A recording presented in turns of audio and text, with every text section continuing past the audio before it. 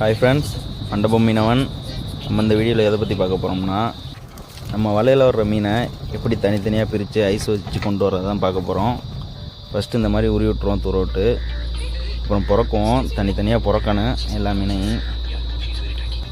அதுக்கப்புறம் என்ன செய்வோம்னா, இப்படி தான் புறக்குவோம். 10 பேர் வட்டமாக உட்காந்து ஆளுக்கு ஆள் தனித்தனியாக ஒரு கூடை வச்சு புறக்குவோம். பெரிய ப்ராசஸ்ஸு புறக்கிறது தான் இந்த கடல் தொழிலை பொறுத்தவரை. அதுக்கப்புறம் அலசுவோம்.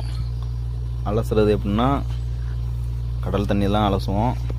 இந்த மண் சகதியெலாம் இல்லாமல் கிளியராக அலசி தான் கொண்டு வருவோம் கரையை.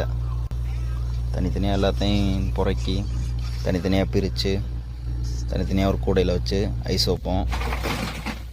ஐஸ் வைக்கிறது எப்படின்னா, கீழே கொஞ்சம் ஐஸ் கொட்டிடுவோம்.